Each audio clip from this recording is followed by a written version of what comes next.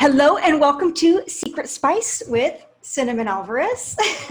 I am here with a very, very special guest today, Ana Krista Johnson, who is a writer, filmmaker, and a performer, multi-talented. And today we're going to talk about fulfilling on a dream project. She is a master of this. So teach us, Ana, what do you have to say about fulfilling on projects? Or do you want to give a little bit of a background on a couple you've done? You want to give a little Sure. self-promotion? Yeah, of course. So I am a published author. So for those of you who are like, I think I have a book in me, and I just haven't gotten around to doing it yet. I've done that. I am a film producer, and as Cinnamon pointed out, I'm a performer and voiceover artist and Model. what else? Yeah, model, and I'm Transformation guru. I'm a mentor for people. I spent many years with a leading health and weight loss company as a weight loss coach. So there are all kinds of goals that I've helped people reach, and all kinds of goals I've made for myself and that I've reached. So I guess what we're going to talk about is, how do you do that? How do you go from like an idea in your head to actually getting something out there? Yeah, like a book, starting a business. I mean, all types. Right. When we talk projects, just before you dive into it, I always want to encourage those of you listening, and thank you for being here listening, but think bigger than you might already, because like Ana can make miracles happen. So think, if you have a project in mind, just up the ante a little bit more. So how would you get something done? Yeah. Well, so the first part of it is really visioning. You have to know what you want, and almost as important as what you want to create is why you want to create it. Mm-hmm. And the reason I say that is, for example, I'm working with someone right now, and she wants to get in shape before she has a big milestone birthday coming out. So we're working together, and I kind of asked her, I said, well, in shape for what? Because there are a lot of different kinds of in shape. Does she want to be in shape to run a Spartan run? Does she want to be in shape to do a 12-mile hike? Or does she want to, catch a man? Yeah, be in shape to, rock an awesome dress out at a club? I don't know. But they're very different whys, and they're very different pathways to getting what you want. And the other reason, this is a less known reason, but for someone who's fulfilled on a lot of projects, there's a little secret that you might not know, and that is that projects take detours. Definitely. And do you have that experience? Well, so my experience, like when I published my book, was that right before my experience was, it's hard. But I mean, starting a business was easy, but yes, detours, I'm addicted to them. But if I circle back and I talk about the book, not just detours, but obstacles to overcome. Like when I was in that final chapter, getting ready for editing, it was like if I didn't know myself, I would think I was making stuff up or going crazy, that I had so many crazy obstacles happening in my life, from getting burglarized to getting our business hacked to like massive things that get in the way. Yes. And then diversions are like, you have an idea, you start it, and then talk yourself out of it within a week. Like that's a bad idea. Or I'm guilty of starting a project, and then people know I'm working on something, they're excited, and they want to, this is happening to me right now, they want to do projects with me also. So it's like, let's start a show, and let's do this, and let's do that. And next thing you know, I have way too many projects. So those are the types of things you're referring to?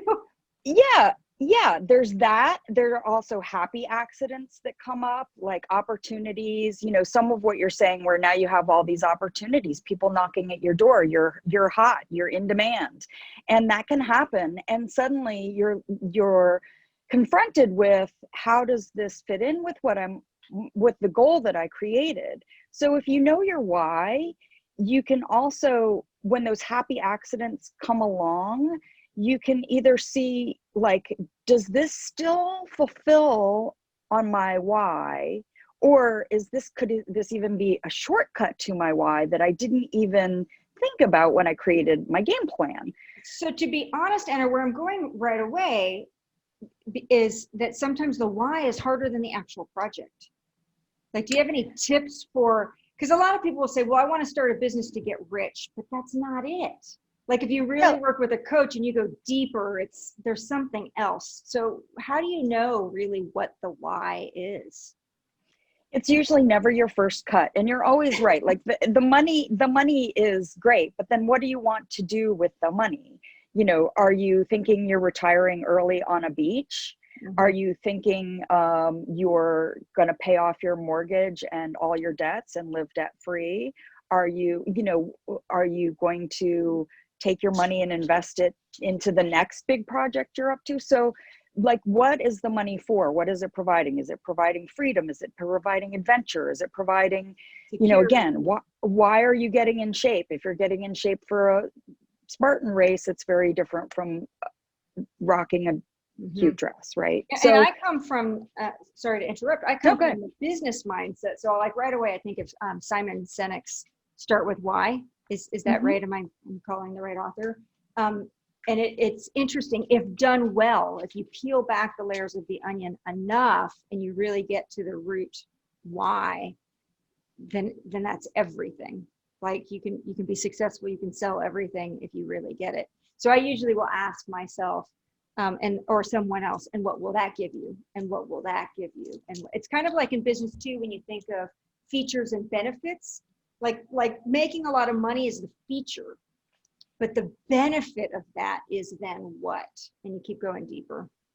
Yeah. So because some people want to be an author because they see that it would give them a platform for some bigger message that they have. Some people want fame and fortune. Some people don't want you to know who they are at all. They just want to be expressed or have a voice about something, right? So you want to keep asking and you want to keep looking. And if you talk with someone else out loud, sometimes that helps. You can hear it a little more, that the why might become more clear. Or even when you start to go into the vision, like the daydreaming of, sometimes I do what's called a living vision, where you're like, you put yourself out in the future and you're describing it in present tense, and that will start to show up too. It's like, oh, and I want that, and I want that, and I want that. Yeah. Okay, cool. Yeah, great. So you want to keep that why in front of you. You want to know what it is. You want to be really aware, because like I said, if there's a happy accident, some kind of a detour, that may give you access to your why, just not in the way you anticipated it. So that's part of any goal creation, and working toward that goal is, life happens along the path, and be open to taking a new path or finding a new way. And sometimes that new way is magical and easier, or, so the unexpected is not necessarily a bad thing. And as long as you're focused on the why, you'll be able to be flexible in how you get to where you're going. So that's interesting right there. When you're talking about that, I often think about too, like, you want the end game, right? The desired end game, but not necessarily attached to how it's going to pan out. Like there's I think it's Jim Carrey who talks about like he writes the check. Is it kind of a famous story? He writes himself a check of the $1 million or whatever it is. But I think about like, well, if you're really playing for it to turn out, are you going to be particular and say, I only want $1 million if it's going to get Venmoed to me? Like sometimes you fulfill on what you really want. It just doesn't look like how you thought it was going to look when you first started. Yeah. So you want to be open to that. Mm-hmm. And then that being said, even though you do want to be open to that and have that flexibility, and I always say committed to something, but not attached to how it comes to you, right? Yeah. So can you define that better than I did? How can you be committed or stand for something without attached? Like if somebody doesn't know what being attached means. Right. So when you're committed to something, you are going to do what it takes. You're going to be in action around that commitment. And when one action, if that doesn't quite get you where you need to go, you'll take another action, and you'll take another action, and you'll get creative, and you'll eventually get where you want to go if you stay in action, and don't get stopped. But not attached means, if you really have those blinders on and you can only see one road to take, there could be all kinds of side roads and shortcuts even. You might miss, the saying hi to the very person in the elevator who says, you know what, I've been wanting to invest in an idea like that for forever. Give me your business card. You miss those opportunities if you have the blinders on. So the attached can kind of narrow your focus too much. I call it having the game on mindset. That's a trick I play for myself. That way it's like game on, I'm committed, I'm going to win. But when the card that sends you back to start gets thrown at me, I'm not as frazzled, and I'm not upset, and I'm not, I don't get hooked as much. I'm like, okay, bring it. Okay, bring it on. Or you know me well enough. You've heard me say, game on, bitches. Yeah. And right. It's just like life is this big game of chutes and ladders. And we've all been there where we're at the very front, and then you slid down the chute, and then something happens, and all of a sudden you were in last place and you end up winning anyway. So right. You really want to be, it's almost more satisfying that way. Right. So as long as you have your eye on the ball, you want to keep moving, stay in action. Cool. And to that kind of brings me to the next step of goal. Once you're really clear about the goal, the vision, and the why, then you want to start creating timelines and planning and what I call structure. Now, structure in the world could be your calendar, writing, you've all heard people who write their workouts in their calendar, and that's a date they keep with themselves no matter what. So there are all kinds of structures that people use. They create timelines, they create spreadsheets, they might have Google Docs, they might have shared calendars with maybe you have a group of people who are supporting you, your teammates, they might have shared calendars. You have apps like Basecamp or Asana, all of that kind of stuff to create some structure that helps keep you moving forward. It's so funny you say that, because I shared that I think business right away, but one of my biggest, I call my single largest accomplishment, is my husband, Joe. Because I created this goal that I was going to get a husband in a year, which is a different story, my favorite story, if you haven't heard it already, everybody. But what I did is I said, well, I'm going to treat it like business. So I'm going to look at resumes, and I said, I'm going to spend 1 hour every night, Monday through Friday, working on it. And it works. Yeah. And then, we have our generating call structure for accomplishing things every day, which those of you who are listening, we have a very quick laser focused call every morning where we create our what we're playing for, like a context for the day, and then we create 3 different goals, usually in different areas of our life. So that's what I think of as structure, and that's also a Monday through Friday timeline. But you're talking about timeline for, like, if you have so when we're creating goal, you didn't mention a specific measurable, like a SMART goal, but you're talking about like where you are now and then where you want to be, and tracking back for stages of where you want. Is that what you're referring to, really, when you're timing? Yeah, so that's part of it. And to be really specific, I said I'm working with someone who wants to they have a milestone birthday, they want to be at a certain weight, so there's a specific number they have in mind, and they chose pounds rather than, you could do anything, right? You could measure your waist and have your waist be the measurement, but you need a specific measurable result, and you need a by when. So you need to pick a day or a date or a week that's going to be like complete. Married by March 15th. Yeah, exactly. And you picked exactly 1 year, and it's very clear if you're married or not married, right? It is clear. I would never forget from over here, I can see if you're married, or there'll be a ring, there will have been a ceremony or some signed paperwork, right? There you go. So very measurable, right? And then you had, how you were going to be in action for that entire year, and you had actions you were going to take. In writing a book, you could be like, okay, well, if I want the book done in 10 months, maybe I'm going to have my first draft done in 5 months. Or I didn't put a deadline on the book. Maybe that's why it took so long. It did get done though, because I was committed. Yeah, yeah. So it is helpful. And yes, some projects will not have a timeline that's that strict.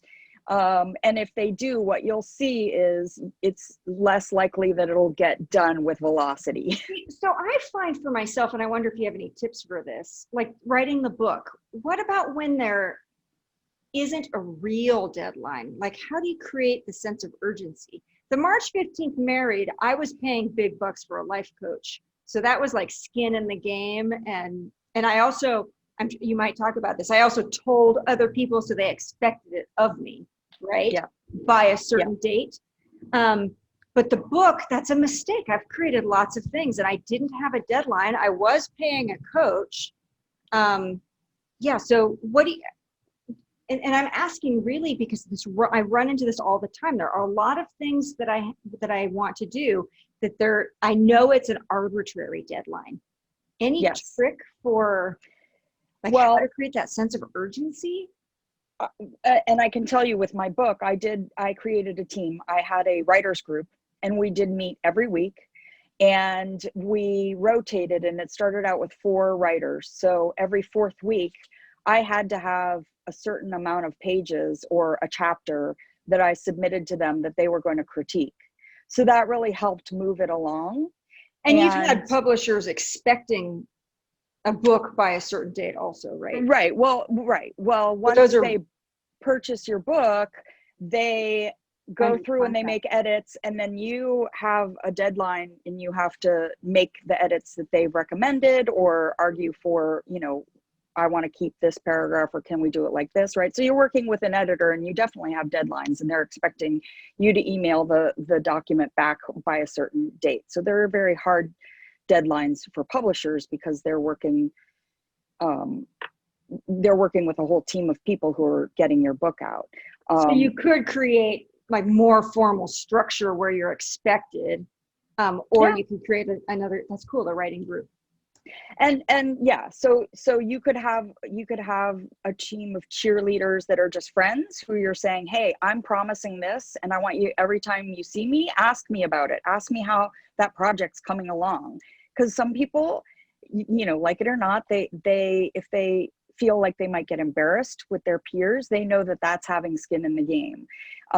For other people, there are apps now where you can pledge that you're going to, and it's a little bit honor system, but I think you can pledge that you're going to give money to a cause you don't believe in if you don't fulfill on whatever it is. So there are apps that you can do.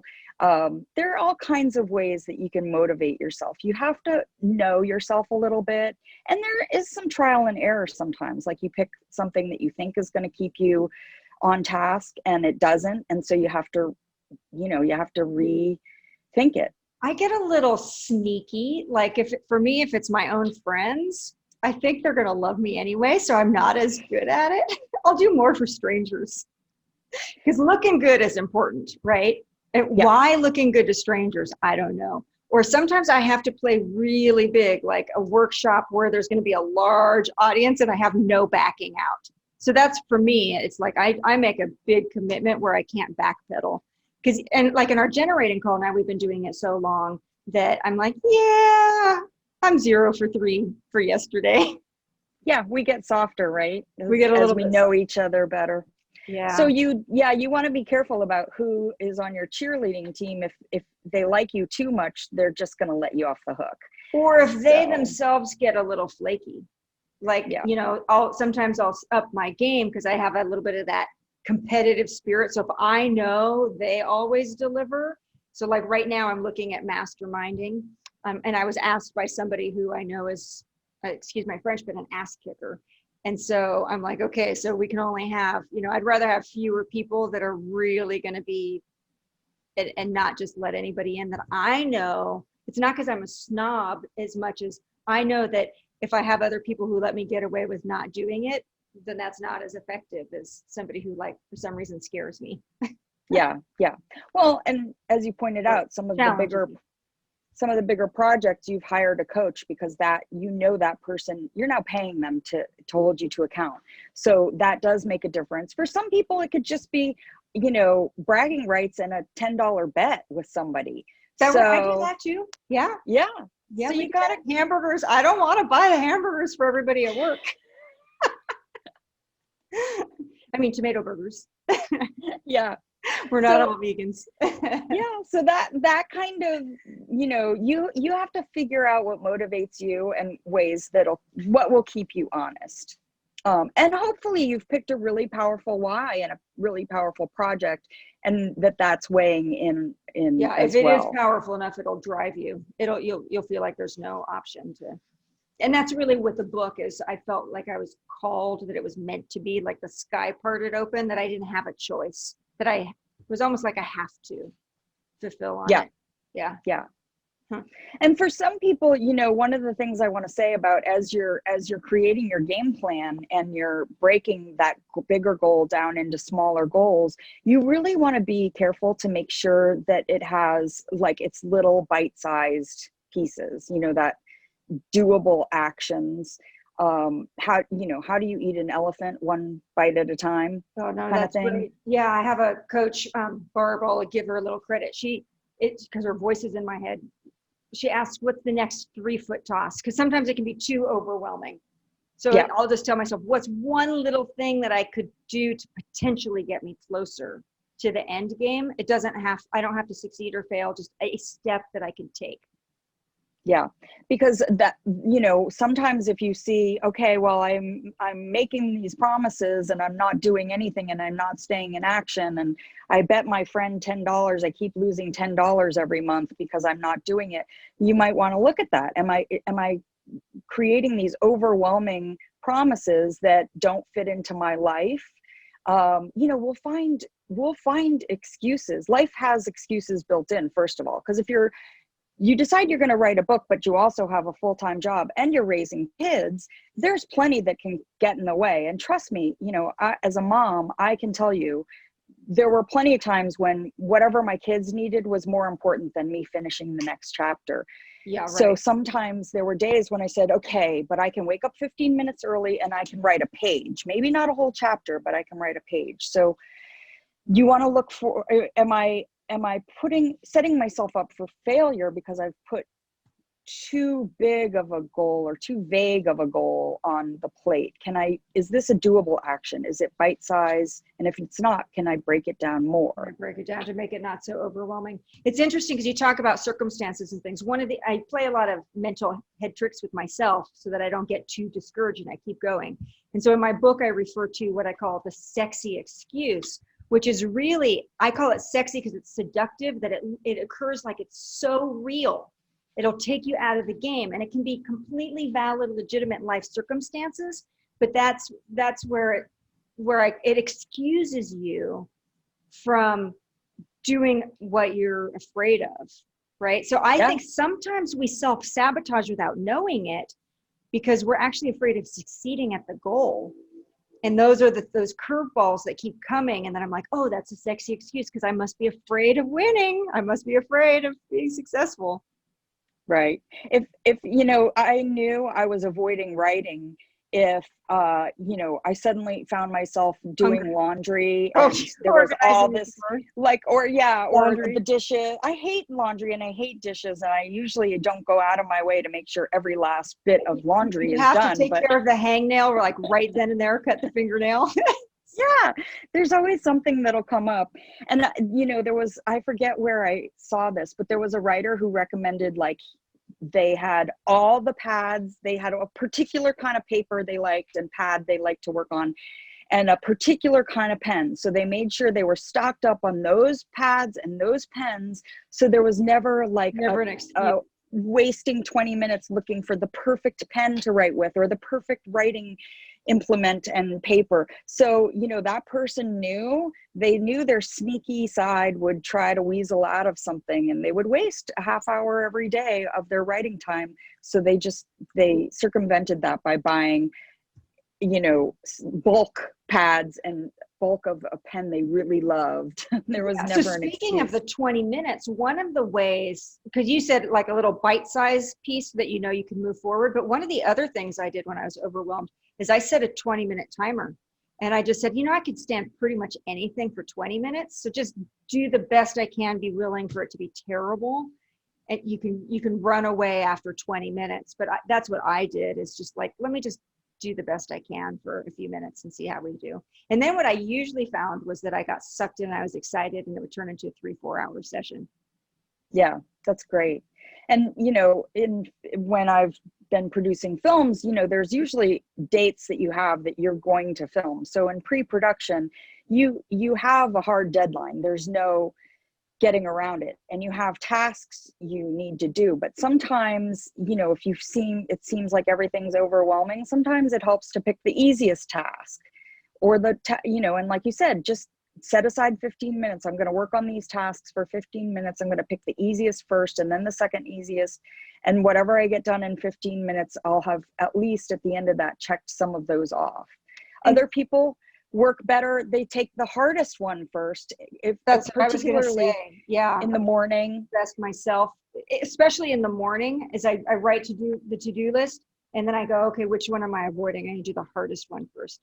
So one of my favorite quotes, thanks to a friend of Mary of mine, she said, it's by Mark Twain, if your job is to eat a toad, I think is how it goes, better to do it first thing in the morning, right? Just get it over with, do the hard, scary thing. Yeah. And I read another book that had, like, I loved this. I can't remember the author or the name of the book right now, but it was like ABC. It was really about sports and winning an Olympic gold medal. And so they said that the trick there is to set 3 different levels of goals so that you want to boost your confidence. The one is the easiest one, just so that you like, well, I know I can do this. Right. And then one might be measurable, and then one might be like way off the chart. You don't think you're necessarily going to be able to pull it off, but you're going after that also. And yeah, because I do find that just keeping myself motivated enough to continue a big project is challenging. So sometimes you just want to cross it off your list. I'm a good girl. I did one. Yeah. And sometimes it helps if it's a longer project. Sometimes it helps to pause and spend 5 minutes looking back over the past however many months and really acknowledge yourself for the progress you have made. Sometimes that gives you such a boost of confidence when you can really own the accomplishments. You know, when you're writing a 300-page book, sometimes to look back and go, wow, I wrote 150 pages. You know, the longest paper I ever wrote in college was probably 45 or 50 pages. So for me to write 150 pages, there was something about that was exciting. And I knew I was still only halfway done. I knew there were another 150 to go, but I was like, you made it this far. You can just keep going, you know? So I really feel like you want to, if it's a longer project, take some time to pat yourself on the back. Yeah, cool.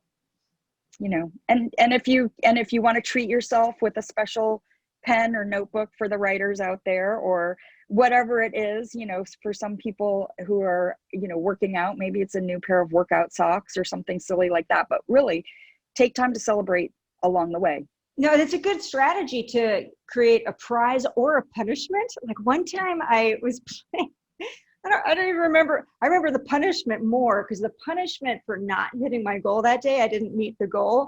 And it was to make a campaign contribution to someone I despised.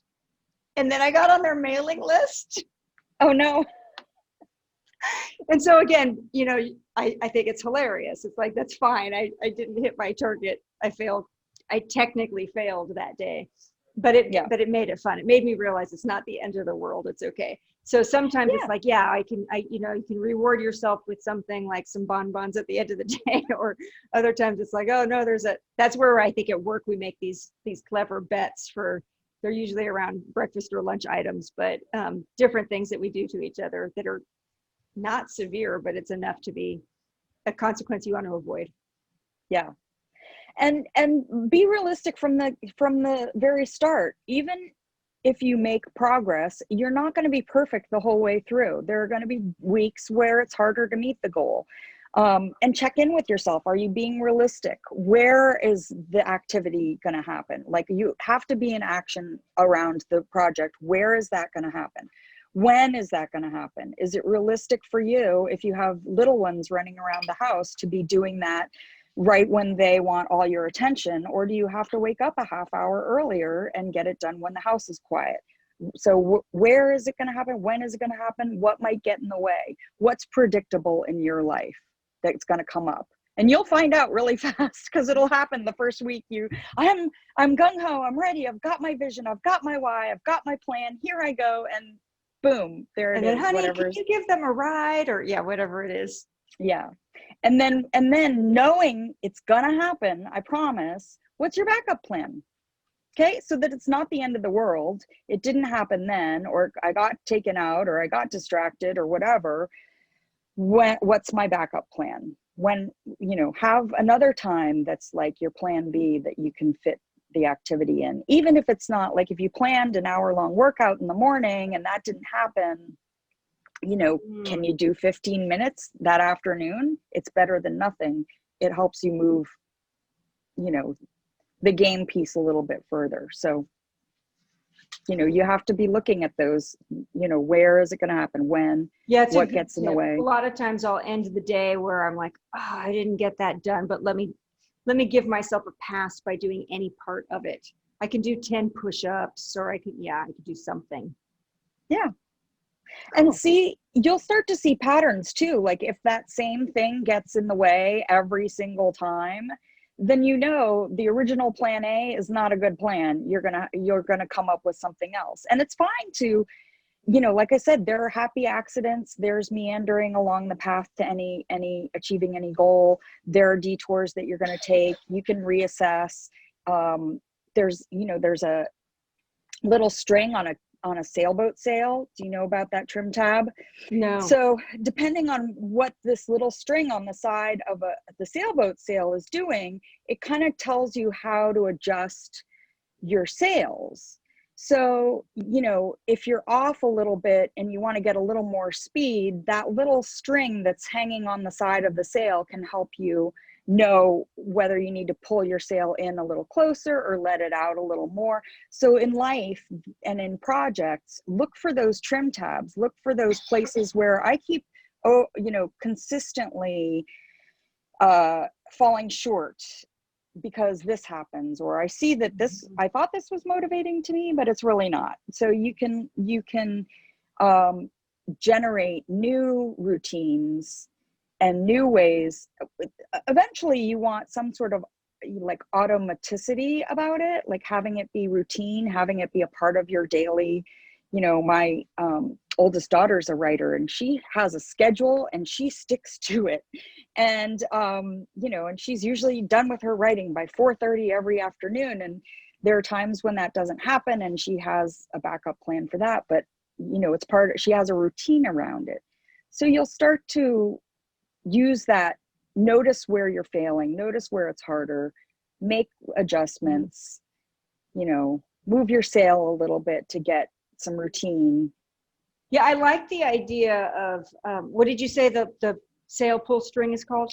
It's not a string you pull, it's a string that flaps in the breeze, and it's called the trim tab. A trim tab.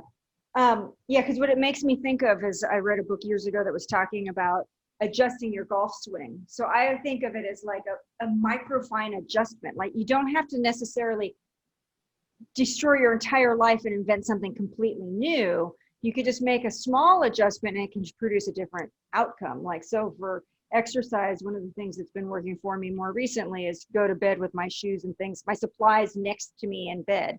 So I wake up, and I don't know if it's because I'm getting older, but I keep waking up earlier and earlier and earlier. And it's like, well, now I have a vest with little reflector tabs and I have some shoes, and I may as well use the time to do that and go around the block or something like that. So there is that structure that it doesn't have, I don't have to change my entire schedule and change my work time and everything else. I could just fit it in, and it can have a really big impact.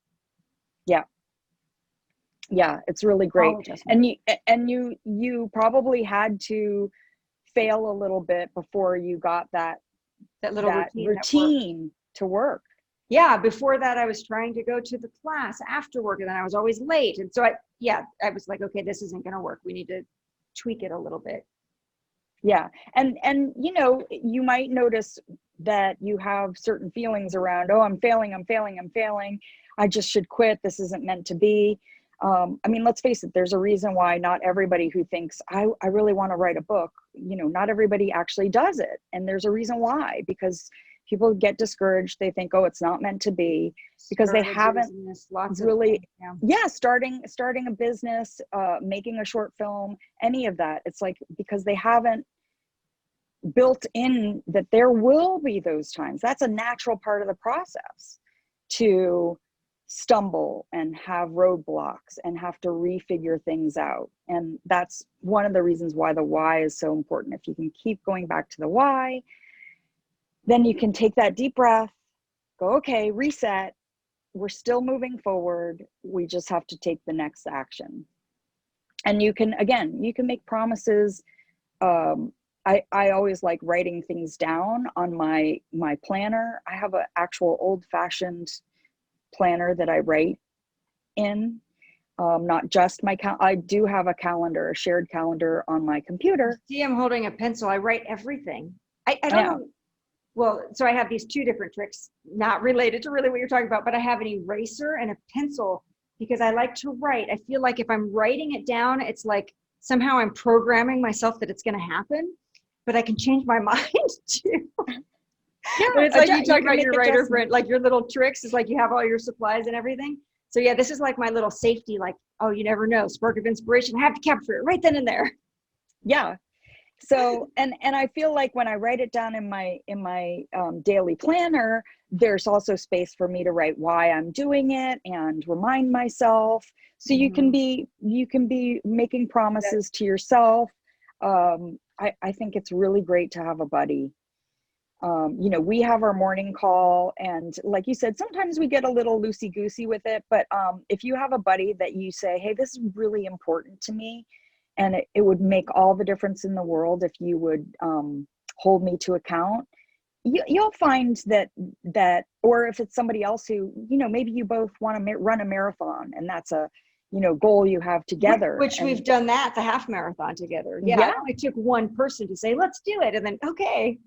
Yeah. And we're each other's structure and talking about, oh, we're going to do a long run this weekend. Are you doing a long run? So that really made a difference.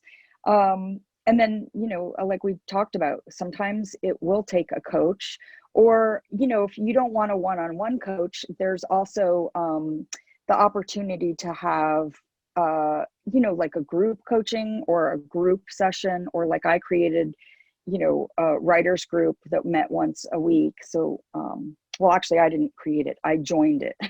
Somebody else had created it, but I found a writers group. You could create your own though. Social media, you can make promises. If you really want to put yourself out there and you're a bold person, you can make promises and say, hey gang, by next year, I'm going to be married. And then maybe they'd all throw available bachelors or bachelorettes your way, whatever it may be. So yeah, there's all kinds of ways that you can reinvigorate your commitment.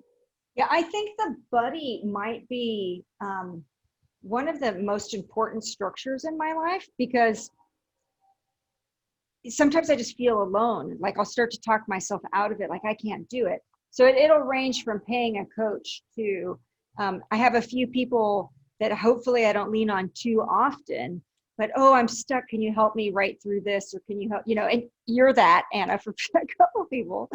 Like, oh, I'm stuck with my words. So it's not only somebody to play the same game with you, like running the marathon with you. Sometimes it's just somebody to bail you out when you get a little like second guessing, oh, I can't do it, or the competency or something. You can reach out, and I reach out to multiple different people for help in different areas. Yeah. And that's so important, to have a team of people, have a group of people, a trusted, cheerleader squad, as it were. And then, as you approach the end, one of the other things that I've noticed about projects, as you're kind of getting closer and closer to finishing, I think one of the pitfalls for people is, they start to drag their feet, or things start to come up because there's a fear about putting whatever it is out there, right? Wearing the slinky dress, putting the book in front of an actual editor, publisher, agent, whatever it may be? What if they hate it? What was I thinking? Why did I think I could write a novel? Oh my gosh, beware about having it have to be perfect. Yeah, the day before or the morning of my book launch, I found myself in the shower, bawling in tears, praying, please don't anybody ever read it. I did it, just don't read it. Yeah. Because it's terrifying. I really think that that's one of the biggest sexy excuses that we don't have any idea, we don't see, is that the fear of success. Yeah. That all of a sudden the kids or all the other things become more important because it's succeeding at the goal is unknown. It's so unfamiliar, and it can be terrifying. Like, and then what?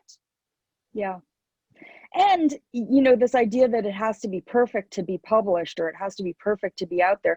We've all seen movies that we were delighted by and enjoyed and thoroughly entertained by that were not perfect. And you could sit and waste time ripping them apart. But for the most part, those ones that are delightful and entertained you don't spend a lot of time ripping them apart. Were they perfect? No. But did they delight you and entertain you? Yes. So one of the things about being perfect is there are a lot of good ideas and enjoyable things that are out there, or even valuable things that might not be perfect. And some of the greatest books, nonfiction, that I've read had, brilliant moments in them that, like, I will never get over reading this idea or this thought, and it made such a difference in my life, where the whole book didn't necessarily speak to me, but there was, it still gave me so much value. So I feel like you have to allow, that if you put the time in and you really know that you gave it your best effort, if you're getting published in one of the big 5 or something, there'll be an editor. They're gonna go through and help you clean it up. It's, it doesn't have to be perfect, but you want to really put your all into it, and then at some point be ready for the baby to go out into the world. It can't stay in the womb forever. I've really, this year more than any year, have been playing with good enough. And I learned it from someone that I actually hired to help me with some marketing for my main lighting business. And the quality wasn't what I wanted. And, I get a little, I'm labeled type A often, but what he really taught me is I had to be honest and say, but we're doing it. We're doing things that I've wanted to do for a long time, and I haven't done it. And I can go back and edit, and we'll see how important it really is. But yeah, so that practice of it's good enough, let's just get it done. That's been amazing this year. Yeah. Yeah. And I'm not saying, write your first draft and just throw it out there. For sure, go through and do a second draft and a cleanup and all that stuff. I mean, do quality work, but at some point you have to be like willing to allow for other people to see it and even maybe have a little hand in it. There, for the most part, the projects that I've worked on are only ever enhanced by other people taking a look at it and, if putting in their 2 cents. And do I take everybody's opinions all the time? No, but really there's some really great valued opinions and some people I really trust out there that I allow to read my stuff before I send it off into the world, and that I know make it a better piece of work. So, I would say do a really good job, but also don't be afraid to let it breathe and be out in the world. Mm-hmm.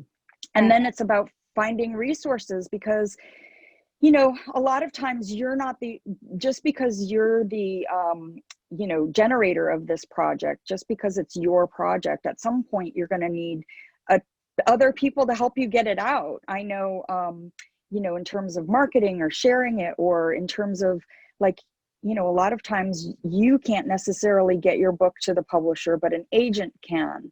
Mm-hmm. And so we don't give birth alone in a field. There's usually a midwife or a doula, or somebody, a nurse or a doctor, somebody helping you give birth. So if you're not sure you've got this completed manuscript and you're not sure what to do next, you can be sharing it with people. Hey, do you know anybody? Who do you know who can connect me? What do I need to do? You know, so that's what I did for my husband. I ran into this like standstill about maybe 3 months in, and I met him and knew I was going to marry him in 4 months, not a year. But yeah, I was kind of stuck. I'm like, well, I don't know what I'm going to do. And so then I went back to business. I'm like, well, all business is relationships. So what do? You ask for referrals. You're looking for resources. And I remember that stage of, well, I'm playing this game for a husband if you know anyone. Yeah. Yeah. That's not how I met him, but yeah, the resources. And to this day too, I have a spreadsheet with way too many tabs on it, but I'm collecting resources for things all the time. With little links and descriptions. And I kind of geek out on having way too many resources. And even if you're not that person, you know, not everybody can be a cinnamon, but there's someone in your group, there's someone in your community who's a connector, who knows everybody, who's friends with everybody, or at least acquaintances with. We have one. We have Fatima. Yeah. And you know, who do you know? Who do we know that? And then you fill in you just speak it, start speaking it. The more people you can speak it to, the more you'll find the resource that you need when you need it. And that comes with wisdom. When I was younger, I was a little bit of I have to do it all myself. Now we know there's so much help. There's so many amazing resources in community. And people love to be a part of an exciting project. They love to say, I'm the one who helped her find blah, blah, blah, you know. And $100 for the crowdfunding campaign. Yeah, absolutely. And exciting. Be open to, like, again, these happy accidents. Be open to other ways of doing things. A lot of times we have a vision in our head of this is how it's done. This is how it's always been done. But we have a lot of examples of disruptors and new ways to do things. And so, you know, if you just even think about the idea of publishing or distributing a film, you know, it used to be publishing, you got an agent, a literary agent, the literary agent shopped it around to all the publishing houses and they said yay or nay. You know, so there are still publishing houses, but there are smaller imprints, there are niche imprints, there are imprints that are associated, with universities, there are self-publishing. You know, there are now things like having a Patreon account, so you can have your writing, people could subscribe to, and you could put out a chapter every week. You know, there's all kinds of new ways that you can get your creative work out there. And it's the same thing with, you know, what are the ways like, if you're training for something or you're an athlete, you know, did you register for a race? Did you throw yourself a launch party? Like, if it's all about you in the cute little dress, maybe you throw yourself a launch party, or you hire a limo that's going to take you guys and your pals out around to some clubs. Or, you know, did you plan a date with a personal shopper to help you pick out a new wardrobe? Or, you know, how is it that you're going to get that launch, whatever that project is, out into the world? I mean, clearly with finding a husband, you had a wedding and a honeymoon, I hope. But it wasn't about the marriage as much as the life partner. But I mean, as far as resources, I ended up, I used Match.com because, again, I treated it like business. I did the research of where's the biggest demographic. I remember my first search coming back with 168 results saying, can't use that as an excuse that there's a shortage by any means. Yeah.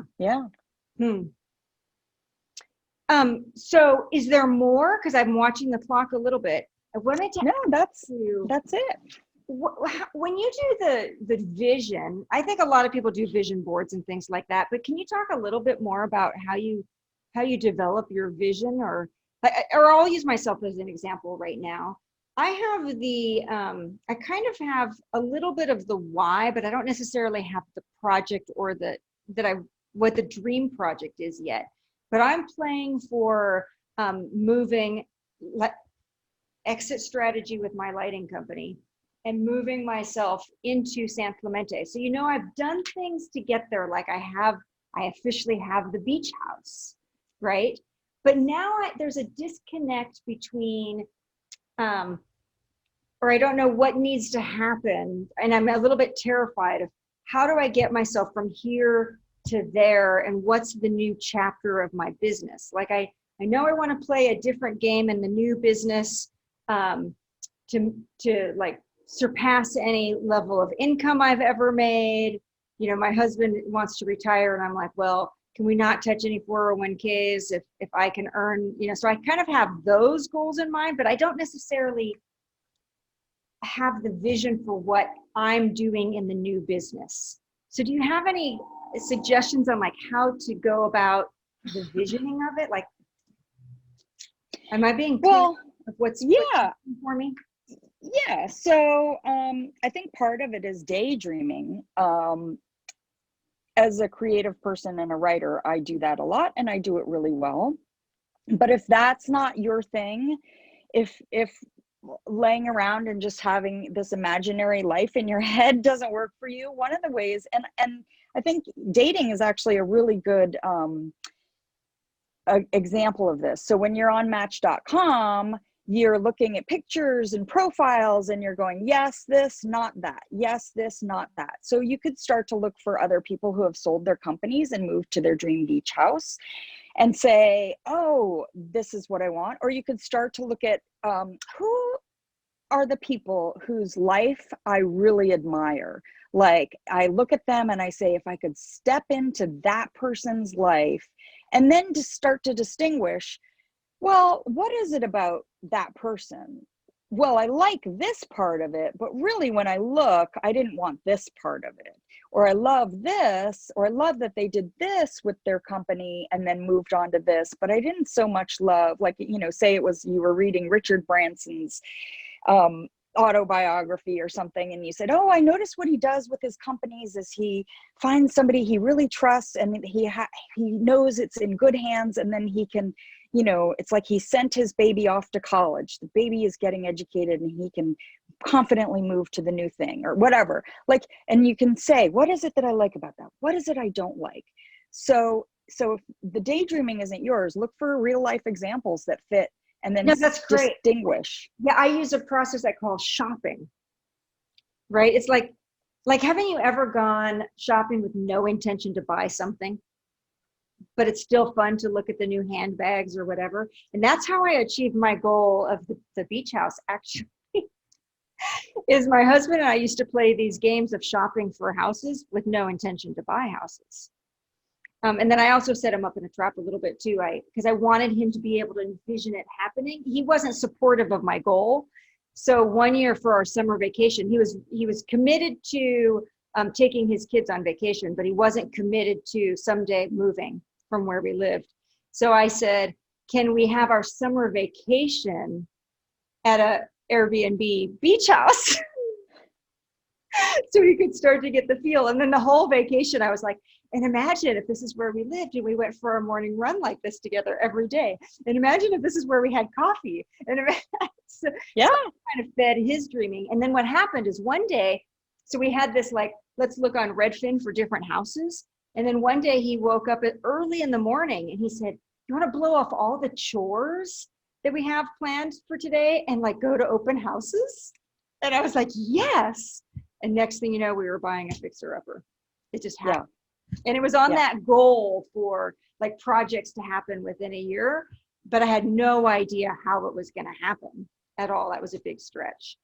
So, So I think that's it. You go shopping. You say, well, I think I want a blouse. What do I want to be when I grow up? Yeah. What kind of a blouse do I want? Does it have big buttons? Does it have, a V-neck? Does it have a collar? Does it have poofy sleeves? What kind of life? Like, yeah. What kind of activities am I going to do? What's a day in the life of Cinnamon look like? Yeah. Cool. So we're running to that time where hopefully people are inspired and commenting below. And we like to give a cinnamon challenge just because my name is Cinnamon. It doesn't mean putting a big pile of spices in your mouth. and choking on it. No. It means play with the inspiration and take an action. I really find like one of my tricks for getting things done is to take immediate action and commit as soon as the spark of inspiration is there. So I call it, for myself, I call it jump off the cliff. So I became a fitness franchisee because I went to a convention, and next thing you know, I was like, I can do that. And I bought a franchise. Right. So if there's any spark of inspiration for you right now, my challenge is we're going to commit to it. Right. And Anna, help me out here. You're going to bring life to it by sharing it with someone. Make a bold promise that you're going to fulfill on this goal. And then what else? Is that it? That's it. Pick an action you want to take, find a buddy, and make a promise to that buddy about taking that action. And if you're really daring, you can use the comment section to make the promise, and then we'll all be expecting you to fulfill on this. Yep. Anna, thank you so much for doing this with me. It was exciting. Did you want to make a promise? What's your project? Oh, I have many projects. So I'm working on a short film right now, and I have some production stuff that I have not been doing. So I'm actually going to make a promise that I will have some of my to-do list. I'm going to say I'll have 3 tasks on that to-do list done by the end of the week. Awesome. And on Friday morning when I talk to you. Oh, and there you go. That's your alarm. I was going to say also you can be watching for Anna to go from not just producing, but being in some, right? You have a plan, a goal to be the model actress, like behind the camera, on the other side, on the other side. Well, yes, we're creative on both sides of the camera. Awesome. Thank you so much. I love you so much. All right. I love you too. Thank you for this opportunity. You're welcome. Great talking to you. Bye. And we'll share Anna's information below too if you want to reach her. All right. All right. Awesome. Thanks. Thank you. Bye-bye.